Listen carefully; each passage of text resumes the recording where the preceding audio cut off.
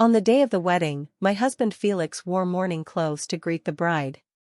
The red roses arranged for the wedding were replaced with white chrysanthemums. Felix once said I was his only one, but now he holds the ashes of his white moonlight, saying this is their wedding. I am on the verge of collapse. But he said, there's no way, all these years, only you resemble her the most and only you can fit into her wedding dress. As his words landed, I realized that the wedding dress I was wearing was the one Luna, Felix's deceased white moonlight, wore before being laid in the coffin. Looking at the face in the photo on the urn he was holding, which looked extremely similar to mine, the words I intended to ask for an explanation got stuck in my throat. I looked at Felix in disbelief. I never thought he would do something so extreme. After all, today was supposed to be our wedding, the wedding I had been looking forward to for 6 whole years, with all my relatives and friends sitting below. Yet, he was holding the urn of his white moonlight, wearing the suit she chose for him before she passed away, walking towards me step by step. He didn't care at all about how I would feel, nor did he pay attention to the mocking looks from others. In an instant, I felt like the wedding dress was piercing my entire body with thousands of needles. It tightly wrapped around me, making me feel suffocated. Iris, don't be petty with a dead person, okay? Felix said with red eyes, reaching out to take off the veil from my head and placing it on the urn. He said gently, she was very kind, if she knew you were like this, she would be upset. When he looked at me, his gaze was so cold that it made me uncomfortable. I looked around, and everyone sitting below seemed to have known about this beforehand, looking on indifferently, including my father. The wedding music started. I stood there in amaze, watching Felix walk to the priest with the urn in his arms. The priest was so moved that his eyes were red, and he even reached out to touch the urn, saying, "What a fortunate girl, to have someone love you so much even after you've passed away." He read the vows with deep emotion, especially when he came to the part about in sickness and in health. I heard the guests choking up. Felix, after the priest finished, said I do with a trembling voice. After the ceremony, the large screen behind played wedding photos one after another. They were of Felix and Luna. Even the video compilation of our relationship that was supposed to be shown was replaced with Luna's last wishes.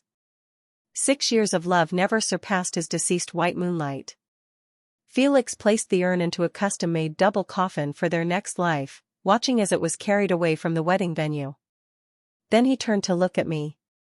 Iris, this is just a ceremony, don't take it too seriously. I just want to continue my fate with Luna in the next life, but I will still marry you, that hasn't changed. When he reached out his hand, wanting to take me through the wedding process again, I shook him off. I took off the wedding dress that had been tightly constricting me and threw it into Felix's hands. I just love you, but that doesn't mean I'll demean myself. But before I could walk out the door, my father and relatives stopped me. Why are you making a fuss over a dead person? Felix is still going to marry you. Go back and finish the ceremony, don't embarrass me. I insisted on leaving, and at that moment, my father raised his hand and slapped me. Felix is a man of sentiment and loyalty, how many men in this world can do this? Marrying him is your blessing, don't throw a tantrum here. My relatives pointed at me and kept accusing me, saying I was immature, ungrateful, heartless, and that I didn't understand such a touching love story. My stepmother took the opportunity to belittle me, saying I was just like my mother, uncultured and ignorant of love. You understand? When you die and my father marries a third wife, I'll have him hold your urn at the wedding too, okay? Taking advantage of the moment when she was acting coy with my father, I pushed through the crowd and rushed into a taxi. Back at the house where I had lived with Felix for 6 whole years, my tears finally broke free. Every step felt so arduous. 6 years. For 6 whole years, I loved him wholeheartedly. He promised me countless times that he never saw me as anyone's substitute. He took me traveling all over the country, supported me in changing my major to design, a field I had never touched before. On my birthdays, he wished us peace and health year after year, to be together forever. In all these little moments, I couldn't find any trace of not being loved. But today's wedding nailed me harshly to the pillar of shame. I pushed open the bedroom door, intending to pack my things and leave this place. The day before the wedding, I stayed at a hotel, with nothing but my documents. But the moment I pushed open the door, I saw a mess on the bed. Torn underwear, stained sheets, and many used condoms scattered at my feet. A woman with hickeys was sleeping soundly on the wedding bed I had personally chosen, even wearing my nightgown and holding my cat. I screamed. At that moment, the woman slowly opened her eyes, glanced at me, and turned to sleep again. "Who are you?" I demanded.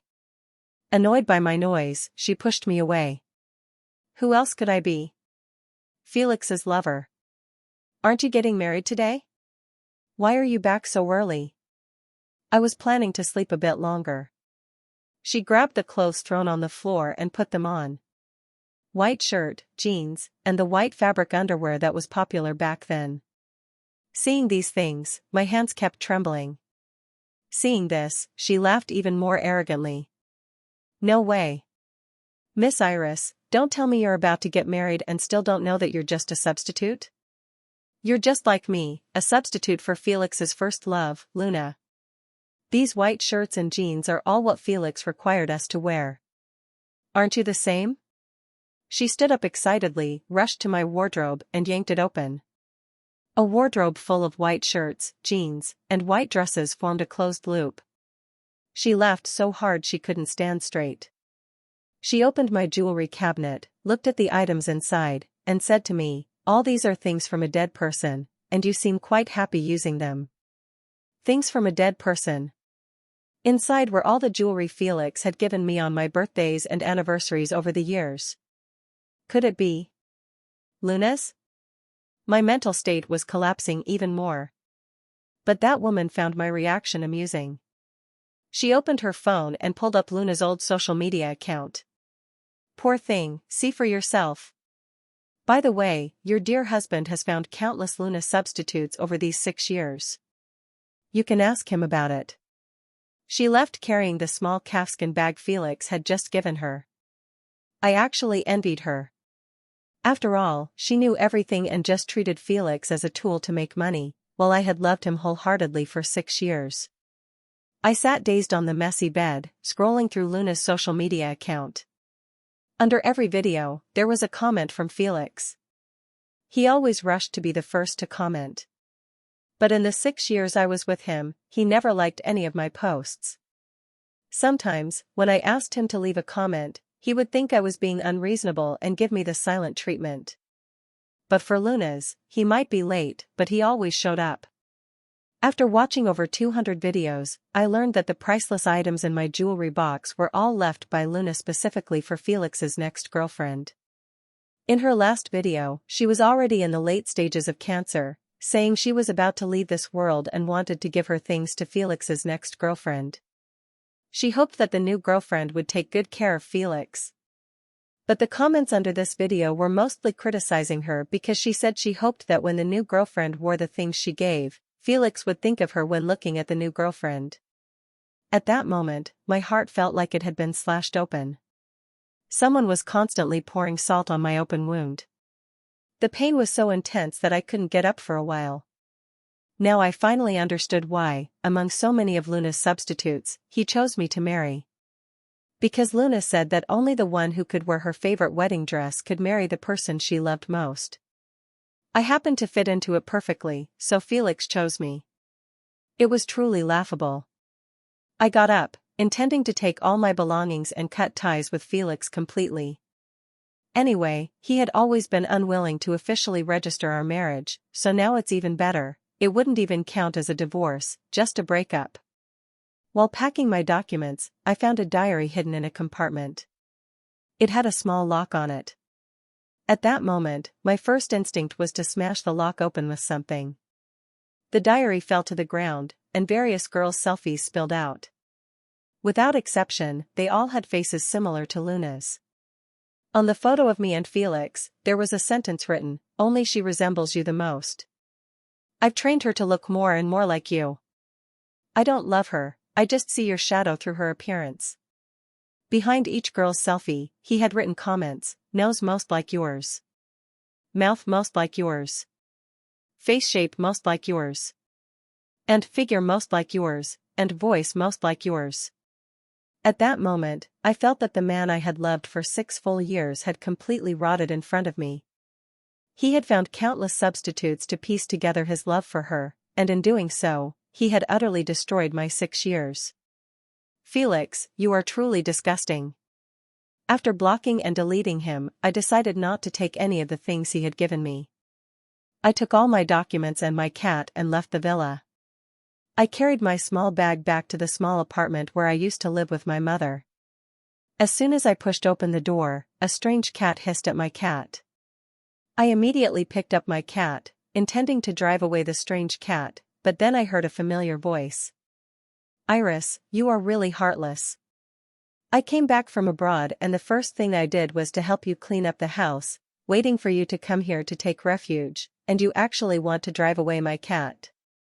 The man speaking was dressed in casual clothes, holding a spatula, wearing an apron, and carrying a bowl of braised pork rice as he leisurely walked out of the kitchen. I looked carefully for a while before realizing. Gavin. Why are you back? He was my childhood nemesis. After my parents died in a car accident, my mother practically raised him. After my mother passed away, on the day I got together with Felix, he had a fight with Felix and then went abroad to study. Every year on my birthday, he would return to the country on time to scold me and Felix, and his birthday wishes for me never changed over the years. Happy birthday, hope you find someone. When he took out a small cake from behind, I couldn't hold back my emotions. So there was still someone who remembered that today was my birthday. He made the dishes that my mother used to make for me on my birthdays. Each one looked pretty good. After I took a bite, he looked at me and said, "Have you been happy being someone else's substitute all these years?" I punched him. After all these years, he still spoke with such a foul mouth. No wonder we never got along since childhood.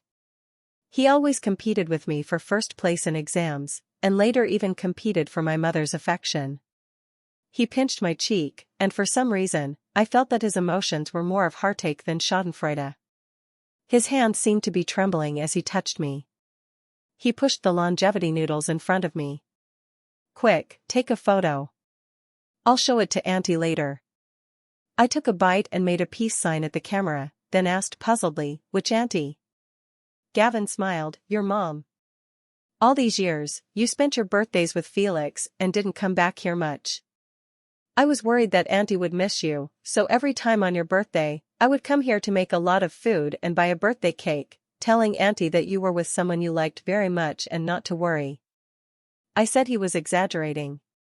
After finishing the noodles, I mocked him for a long time. He didn't explain anything, just quietly watched me, cutting the cake into pieces and placing them in front of me. Try it. The moment I put it in my mouth, I was extremely happy. Cheese flavor. All these years, because Felix said he didn't like this flavor, I basically ate the strawberry cake Felix bought every year on my birthday. And now I know that the strawberry cake was Luna's favorite, and Felix used to buy it for her on her birthdays. So, even wanting to eat a cake I liked on my own birthday was not allowed. At that moment, my phone kept ringing. After hanging up, I blocked all those numbers. In the following days, the world seemed to quiet down all at once. I quit my job and lay around at home, living off Gavin's generosity every day. Occasionally, when one of my writings got accepted, I would treat Gavin to a big drink. That day, one of my manuscripts sold for a high price, so I dragged Gavin to my favorite bar from before and ordered the drinks I used to love but didn't dare to order. When the bartender brought the drinks, he looked at my face and said in surprise, "Didn't Mr. Felix say you were allergic to alcohol? Can you drink?" Gavin's eyes widened. "You're allergic to alcohol? Who are you kidding? You're a modern-day Dionysus." Exactly. Friends who know me all know that I have a good tolerance for alcohol. I can drink a lot without getting drunk.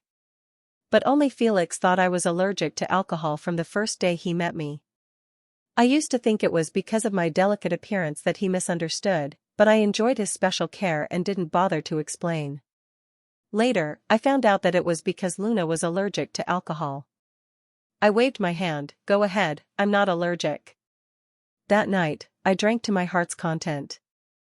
Halfway through, I heard a disgusting voice, and when I turned around, Felix was standing in front of me. But he was holding another substitute in his arms. Felix looked at me and only said, "You're drinking?" I nodded. "Yes, I am." "So what?" He sneered, "If you drink, I don't want you anymore." She never drinks. The moment he said that, my heart completely let go of any attachment. I stood up, intending to slap him, but he thought I was going to hug him and pushed me away directly. I fell into someone's arms, and when I saw his face, I said, "So handsome." Felix glanced at me disdainfully and said, "Don't cling to me anymore, remember that." As he walked out the door, the moment it closed, I grabbed Gavin and kissed him fiercely. The people around us were cheering, but Gavin only said, "If you're using me to relieve your boredom, you'll have to face the consequences." "Sis. I know. I just think you're handsome, what's wrong with giving you a kiss?" He carried me out of the bar horizontally and gently placed me in the passenger seat. On the way back, my phone was ringing like crazy. I answered the call and held it to Gavin's ear. Felix's urgent voice came through, "Who allowed you to kiss Gavin? Who permitted you to get in his car?" I sneered, "I'll get in whoever's car I want, I'll kiss whoever I want. Who are you to control me? I'm your husband. If I don't control you, who will?" I asked Gavin groggily, "He says he's my husband? Since when do I have a husband?" Gavin took the phone, "You don't have a husband, he's crazy," and hung up the call directly. Back home, I rushed into the bathroom and vomited for a long time before sobering up a bit. When I came out, I saw the messy lipstick marks on Gavin's face from my kisses, and I felt a bit guilty.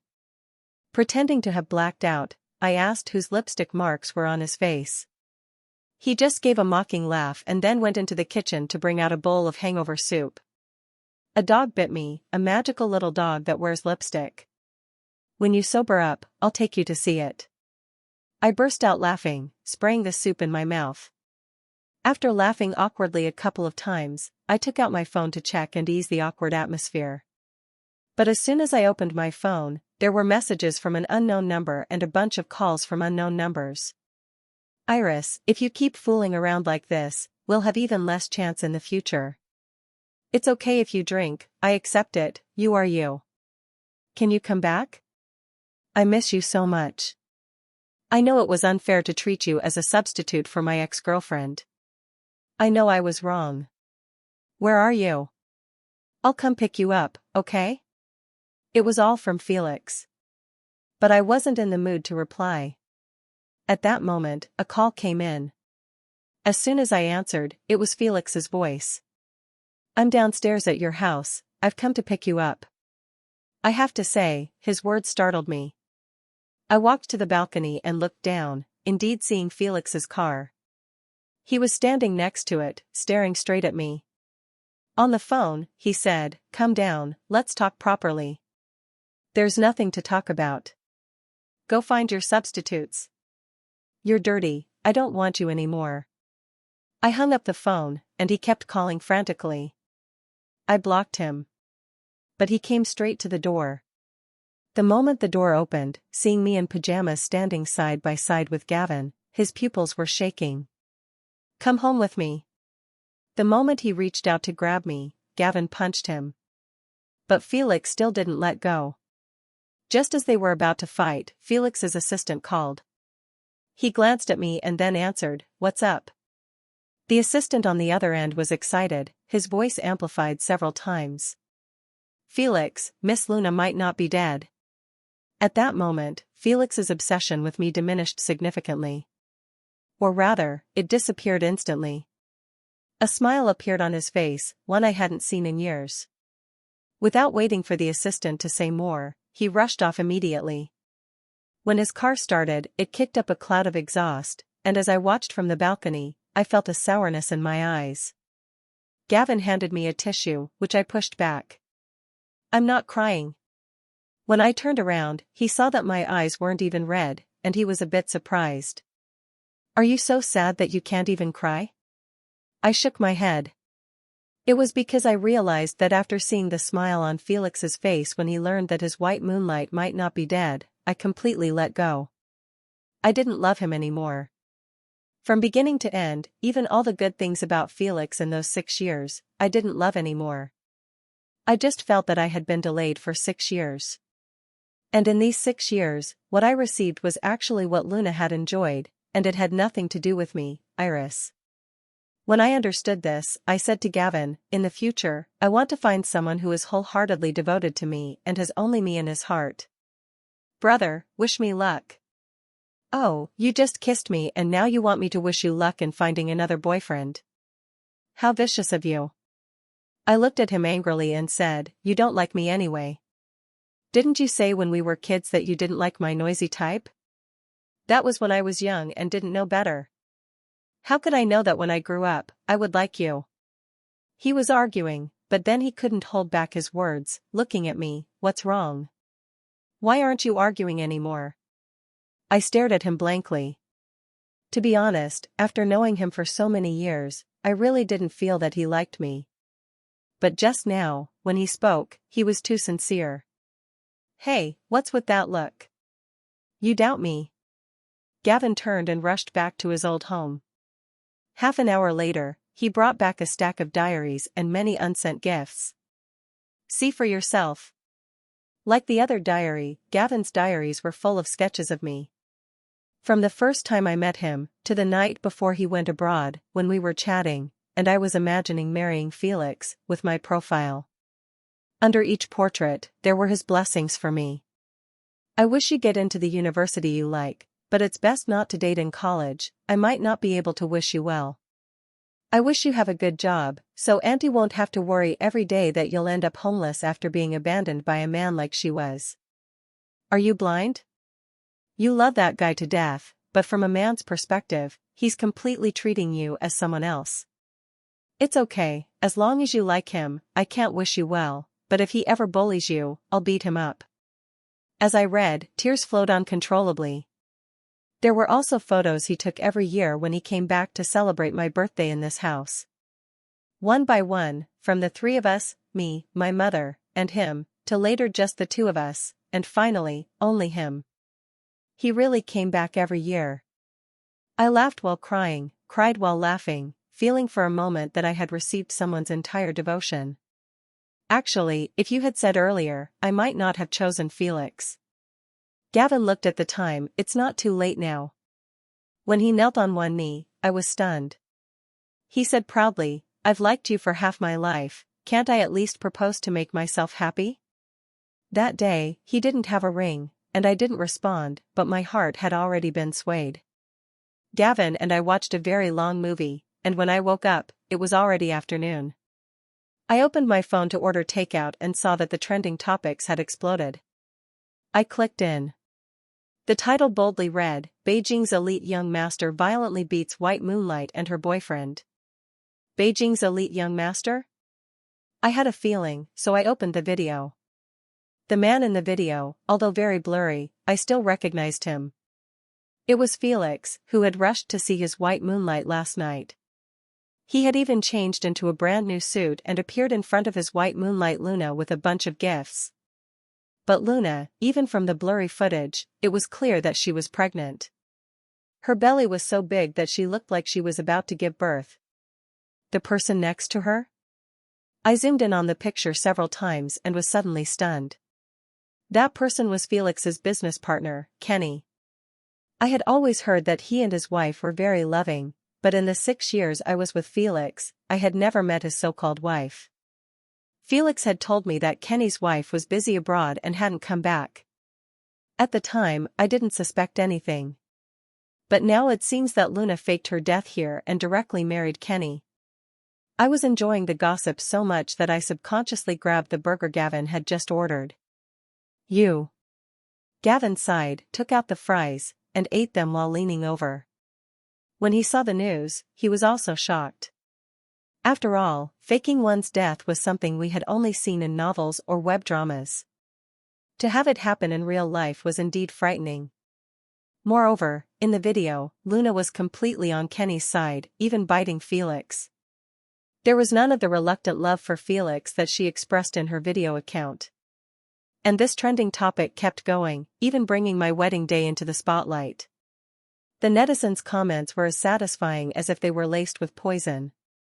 Embarrassing the current girlfriend, at her wedding, he holds a funeral for his ex-girlfriend, only to find out that the ex-girlfriend is having a child with his business partner. Oh my God, there are still such lunatics these days. He probably thinks he's very devoted and touching.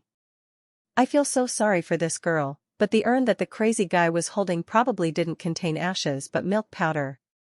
As I read, I couldn't help but laugh. Not long after, I received a call from the police.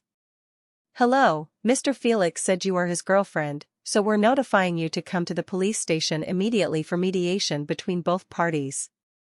Please don't be late. Good things don't come to me, but mediation does? When Gavin and I arrived, Felix was sitting with his head down, not saying a word, with injuries all over his face and body. Kenny was sitting aside, holding Luna, looking proud. I pushed the door open, and after the police explained my identity, Luna looked me up and down, then gave a malicious smile. She said to Felix, "You found a substitute who looks so much like me, so stop being so obsessed, okay? I'm married to Kenny, and we have a child. How could I possibly go back with you?" After saying that, she turned to me and said, "You've been a substitute for so long, can't you even control your own man? As if you've controlled him. Doesn't your man also look for women behind your back?" After I retorted, she stood up angrily, saying I was talking nonsense. Even Felix looked at me with doubt. I actually didn't know much about Kenny, but I saw on the trending topics that he had women. Just a second before I came, Kenny was exposed online for pretending to be single and deceiving people, and not just one, claiming he had no wife. I found the trending topic and showed it to them. At this point, Luna looked at Kenny angrily. Kenny initially tried to argue, but those women were willing to come to the police station to give statements, so he had to admit it. And because of Kenny, the mediation was finally successful. As I walked out of the police station, Felix grabbed me. "Don't go. Come home with me, okay?" I shook off his hand. "I know you're still angry, but since you were willing to come here to help me, it proves that you still have feelings for me." Felix tried to put the ring I had thrown away back on my finger. He held my hand tightly, forcing it on, causing a large scratch on my hand. I tried to pull my hand back, but he pulled it again. After struggling for a while, Gavin appeared. He was holding some Odin, handed it to me, and then pushed Felix away. She came to the police station because the police called, and both she and I wanted to see the drama. It has nothing to do with whether she still has feelings for you. Besides, isn't your white moonlight still alive? And she's pregnant. I see she's about to break up with her current one, so you can just marry her. As he spoke, Luna was pushed away by an furious Kenny. She stumbled and fell to the ground. In no time, a pool of blood spread out. At this moment, Felix, who had always claimed to love Luna deeply and had found countless substitutes over 6 years, frowned, covered his nose, and stepped back far away, disgusted by the smell of blood. When Luna asked him for help, he shouted sternly, "Don't you have a husband?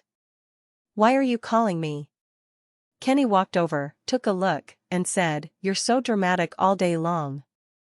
It's just a fall, you won't die. I'll call a cab for you to go to the hospital. Don't dirty my new sports car." Gavin and I left early while they were making a scene. By the time Felix realized, Gavin's car had already started. He chased after us for a while but gave up. For these 6 years, I always thought Felix was different from these Beijing elite young masters. After all, he seemed really good. But just now, I realized they are all the same. To them, women are just accessories. Stealing someone else's favorite accessory excites them, but they don't necessarily like the accessory itself, they just enjoy the superiority of taking something from others. Felix collecting white moonlight substitutes seems like he's devoted to one person, but it's actually the same logic. He just likes this type. After figuring it all out, I couldn't help but laugh out loud. "You're not scared, are you?" I shook my head. I looked at Gavin and said, "You've liked me for so many years, have you never been attracted to girls who look like me?" Gavin shook his head. "I like you as a person, not just your appearance or your figure. It's the complete you." "Stop the car." Hearing my words, he nervously asked what was wrong but still stopped the car. "Nothing, I just think it's not safe to kiss you while driving." After he stopped, I kissed him, and that night, we officially confirmed our relationship. The next morning when I woke up, I found that Gavin wasn't in the house, but the food was already set on the table. After washing up and eating, I sent him a message asking where he had gone. I waited for a long time without a reply. After a while, the door opened. I saw him carrying a lot of groceries and 2 bottles of red wine, and I immediately smiled. Say what you will, he really had the vibe of a househusband. I reached out to take them, but he dodged, saying it was a secret. I hummed and went back to my room to write. I had mentioned my writings to Felix a few times before, but he never bothered to read them. He would just glance at the summary and say that what I wrote was trash without any substance, that only idle old men and women would read it. Later, when one of my pieces was bought for its rights, I told him. He asked if that person was blind to have taken a liking to my book. So now, I didn't dare to mention it to anyone. Therefore, when I opened the website and saw Gavin walking over from behind, I subconsciously closed the page. But Gavin calmly said, "I know what you write. Didn't you tell me your pen name once when we were kids?" "That's my pen name." Gavin nodded. Then he smiled and said, "I'll give you a reward." As he said that, I received a gift. When I clicked on it, it turned out to be from a long-time fan who had been supporting me all these years. And his bookshelf was full of my books. "Your new book is well written, keep it up." After saying that, he handed me a piece of cake, saying he made it himself. I casually stuck my fork in and felt something hard, thinking it was some kind of filling he put in. But when I put it in my mouth, I realized it was a ring. I took it out and exchanged looks with him for a few moments. He said somewhat helplessly, "I thought you would at least take a few more bites to get to the ring, but you found it right away." He had bought a diamond ring with a small crown, and our names were engraved on it. "Don't worry, this isn't a proposal. I just always wanted to give it to you. Our previous relationship wasn't suitable for it, but now, you can take it." "Then when will you propose?" I asked, and he looked at me in surprise. Then he grinned foolishly, "Whenever you want, it's fine. Then you have to think carefully. I want an unexpected proposal." After saying that, he kissed me and left, looking like he was seriously going to think about it. At that moment, there was a knock on the door. I went to open it and saw Felix standing outside. "Won't you invite me in?" "No need, my boyfriend is home." Hearing my words, he looked at me mockingly. "I know better than you how many men have been around you these years. If I don't want something, would anyone else want it?" As he finished speaking, Gavin came out. "You're the one nobody wants, and you come here to seek attention. Are you sick?" With a bang, the door closed. Felix saw the hickey on Gavin's neck and immediately lost it, knocking on the door non-stop, demanding an explanation from me. But that night, until very late, Gavin and I didn't pay any attention to him. I don't know when he finally left. Only after he was gone did I find that he had blocked me on all his accounts. Several accounts that I hadn't noticed before all showed that I was blocked. But he left one video account open to me, and he would post videos on time every day, basically showing his extravagant life after leaving his ex-girlfriend. But I didn't even have the mood to block him anymore. I just glanced at it and went out with Gavin to pick out things needed for the wedding.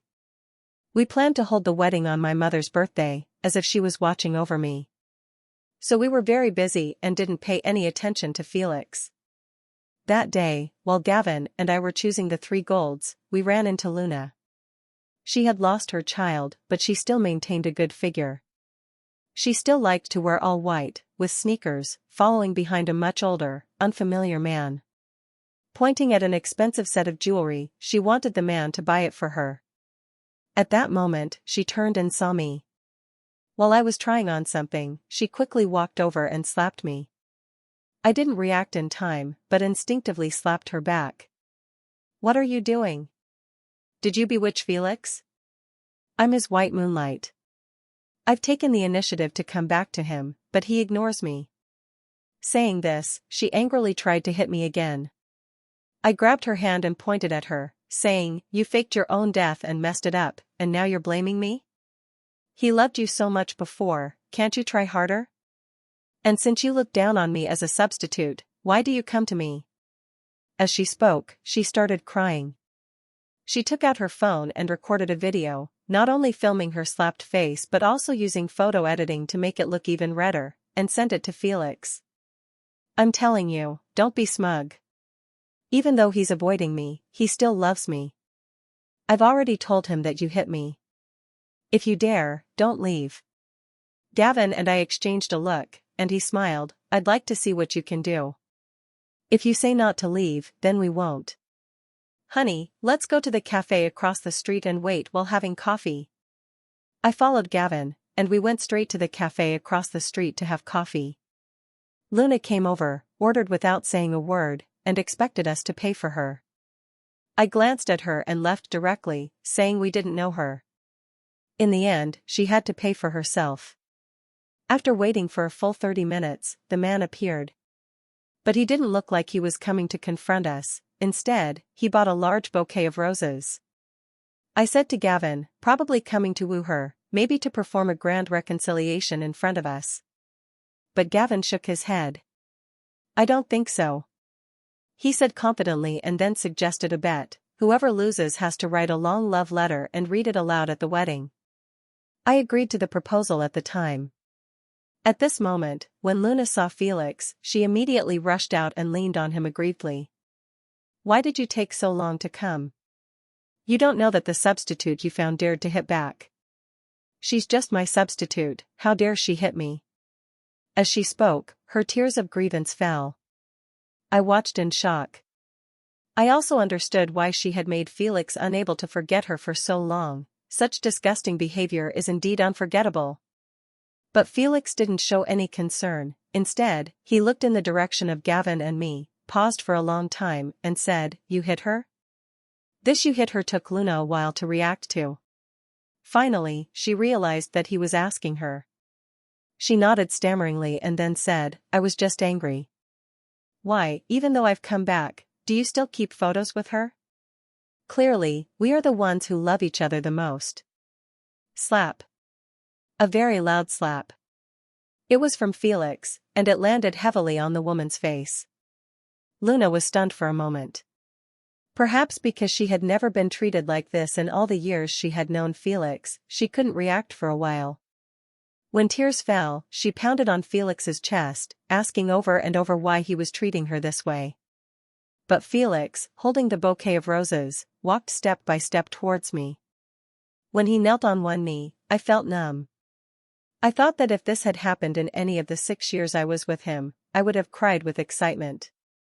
But now, I just felt disgusted. Yet, he was self-moved, crying while taking out the letter he had prepared and starting to read it. At that moment, both Gavin and I thought that the letter-reading part of the wedding could be cancelled because it was really embarrassing. Forgive me, Iris. I know I was wrong from the beginning. I shouldn't have done that at our wedding. I thought it was my way of expressing deep affection, but I didn't expect to hurt you so deeply. I really know I was wrong. I won't do it again. I'll give you a great wedding to help you regain the face you lost. As he said this, he took out the ring he had prepared and was about to put it on my finger. This time, I slowly extended my hand. On it was the wedding ring Gavin had given me, large and sparkling, and it fit me perfectly. He stared at it in disbelief. Stop joking like this. I know you and he are just childhood friends. If there was really a possibility, you would have been together long ago. Why wait until today? You're just using him to make me jealous. I took out a few remaining wedding invitations from my pocket and handed them to him, saying, "Actually, I didn't want to invite you, but since you don't believe me, I have to invite you to witness my happiness." This time, no one will mourn for a dead white moonlight at my wedding. After I said that, he was almost collapsing, trying to hold me back and not let me go. Felix. I've had enough of being a substitute for 6 years. Even if I had countless choices, I wouldn't choose you again. After saying that, I took Gavin's arm and left. On the wedding day, many people came. But I didn't invite my father and those relatives, only friends we knew came. When the ceremony ended, Felix sent a video. If you don't stop the wedding, I'll kill myself. I took a photo with Gavin on our honeymoon and replied, whatever. After returning from the honeymoon, I learned that Felix had been hit by a car and was paralyzed from the waist down. He had been abandoned by the Fu family and sent to a nursing home. As for Luna, she eventually married a very old wealthy businessman.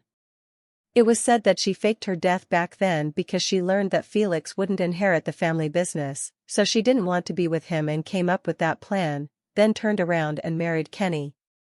Gavin and I were listening to classmates gossiping, and I looked at my belly. In a few months, we'll see the baby. I'm a bit excited. Gavin smiled, me too.